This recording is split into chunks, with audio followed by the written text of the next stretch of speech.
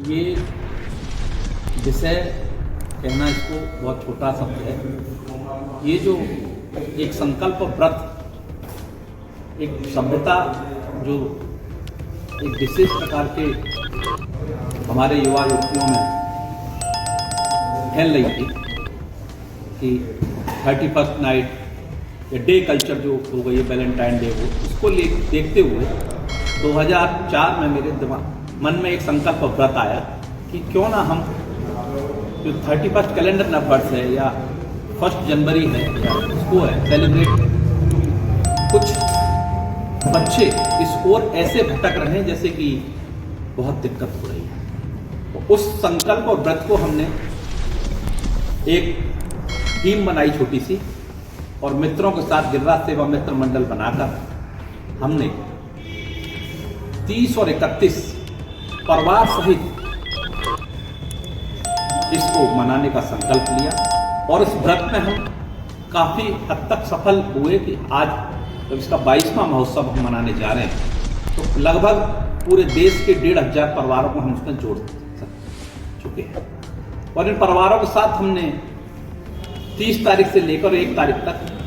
गिरिराज जी की परिक्रमा, संकीर्तन परिक्रमा, 56 भोग प्रसादी और गौ सेवा, भारतीय संस्कृति से जुड़े हुए अन्य सब्जेक्ट पर, विभिन्न विषयों पर लगातार शाम को एक संध्या का आयोजन भी होता है और परिक्रमा संकीर्तन के साथ लगती है, जिससे कि हम अपने भारतीय समाज को जो डे कल्चर की ओर बढ़ रहा है उसको हमेशा हम अपनी संस्कृति के अनुसार आगे बढ़ाएं। और उसमें हमको लगातार सफलता मिल रही है। हम ये महसूस कर रहे हैं कि अब 31st हो या 1 जनवरी हो, पूरे देश में जिस प्रकार धार्मिक स्थानों पर और सांस्कृतिक कार्यक्रमों के द्वारा लोग इस कैलेंडर नववर्ष को मनाते जा रहे हैं और मनाने की ओर आगे बढ़े। इस संकल्प और इस व्रत का एक कार्यक्रम है और इसमें मैं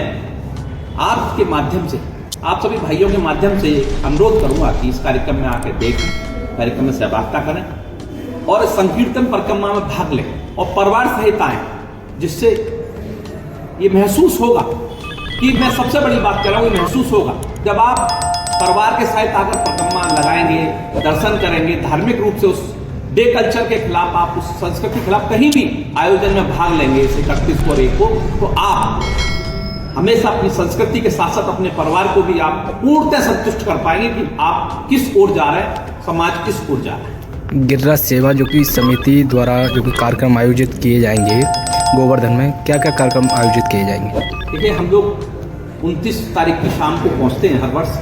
और 29 तारीख की शाम को पहुंचकर वहां पर हम सर्वप्रथम गणेश पूजन के साथ हम सुंदरकांड का पाठ करते हैं। सभी लोग सुंदरकांड के भजन संगीत के साथ करके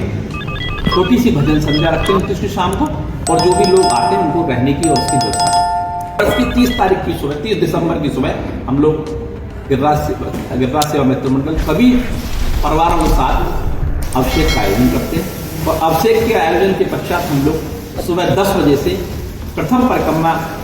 राधा कुंड वाली हम लोग लगाते हैं। शाम को हम लोग आरती करते हैं, जलपान प्रसादी, भोजन प्रसादी के साथ रात को फिर भजन संध्या करते हैं और कोशिश करते हैं कि उन पर विषय सभी सामाजिक हों और भारतीय विषय। सुबह 31 दिसंबर की सुबह हर वर्ष सुबह पुनः अभिषेक का आयोजन होता है और फिर बड़ी परिक्रमा गोवर्धन की हम लोग लगाते हैं। बड़ी परिक्रमा लगाने के बाद शाम को महाआरती का आयोजन होता है और महाआरती के आयोजन के पश्चात महाप्रसादी का आयोजन होता है, जब रात को 9 बजे से और 1 जनवरी की सुबह तक हम लोग संकीर्तन के साथ पूरे संकीर्तन के साथ नववर्ष में प्रवेश करते हैं, कैलेंडर नववर्ष में। और ये महसूस कराने की कोशिश करते हैं कि हम अपने जीवन में